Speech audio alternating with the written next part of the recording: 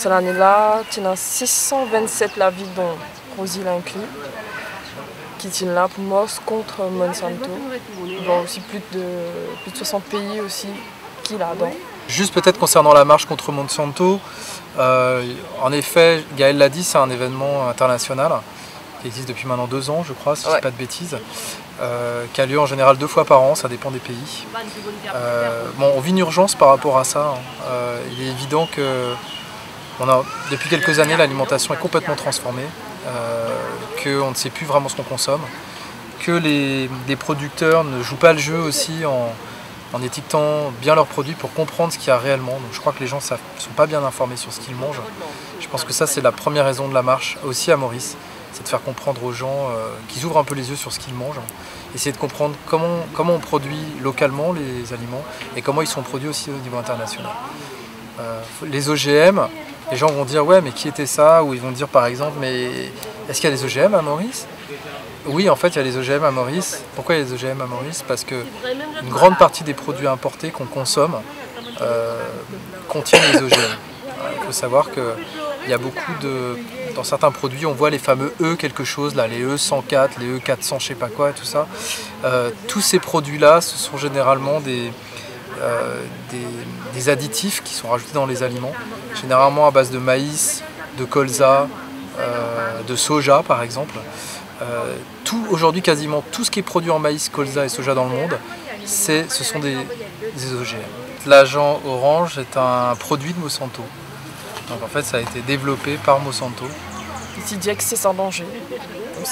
Voilà, et en fait, c'est un produit qui a été utilisé notamment pendant la guerre du Vietnam, qui a été répandu en fait, et qui a provoqué justement de graves maladies, des déformations, des fœtus, des choses comme ça. C'est un produit toxique, c'est rien d'autre que ça. Et quand on comprend un petit peu l'origine de Monsanto et ce qu'elle a fait, ce que cette compagnie a fait, ce qu'elle continue à faire, on comprend pourquoi cette marche est organisée chaque année et pourquoi de plus en plus de gens ont envie de se mobiliser pour que ces compagnies-là disparaissent, ou en tout cas qu'elles changent de politique. Aujourd'hui, ce sont des monstres, ce sont des multinationales, donc c'est très difficile de lutter contre elles. Mais je crois qu'on a le devoir, en tant qu'humains et en tant que citoyens, chacun dans nos pays, de se battre pour que ces produits-là ne contaminent pas tout ce qui nous entoure. On a déjà, il faut savoir que l'écosystème souffre beaucoup, à Maurice aussi, on ne peut pas alarmer les gens, mais voilà, il reste 2% de la forêt primaire. Je ne pense pas qu'on soit encore dans une politique de développement durable à Maurice, c'est malheureux. Dans les OGM, donc il affecté notamment le risque cancer, allergie, des crises d'épilepsie, des malformations et une infertilité. Et aussi infertilité chez la femme, tous les deux côtés.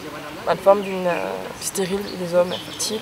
Monsanto a un droit, droit à confidentialité. Donc ça c'est marré bizarre, c'est marré tout ça limite illégal, injuste, que accorder le droit pour pas informer qui additif qui mettait, qui est assez dangereux pour l'être humain en lui-même. Il y a plusieurs pays qui ont déjà banni un certain nombre de produits de Monsanto qui sont très connus, hein. Le Roundup par exemple, un produit qui est connu internationalement, qui permet en fait de faire pousser de protéger la graine de Monsanto et la plante de Monsanto et qui va détruire toutes les autres plantes autour. Hein, c'est-à-dire que la graine a été modifiée pour pouvoir résister à ce produit-là. Donc partout dans le monde, ils ont vendu ce produit et les graines aux agriculteurs. Et en fait, ils ont détruit non seulement les sols, et ils ont détruit la vie d'agriculteurs, notamment en Inde, hein, beaucoup se sont suicidés. C'est ce qui a amené par exemple Vandana Shiva, qui est une grande activiste dans ce domaine-là, qui a redonné espoir aux agriculteurs indiens en leur permettant à nouveau de cultiver un peu comme avant, avec des graines saines, avec des grands rendements sur des terrains. On s'aperçoit que même un producteur qui va utiliser ces produits-là va avoir du rendement au début parce que sa terre est saine, et puis après il ne va pas avoir tant de rendement que ça. Donc, en respectant la nature, les écosystèmes des sols notamment, en utilisant des graines qui sont des graines saines, on a d'excellentes productions et on a des rendements très importants sur des terrains qui ne sont pas si importants que ça.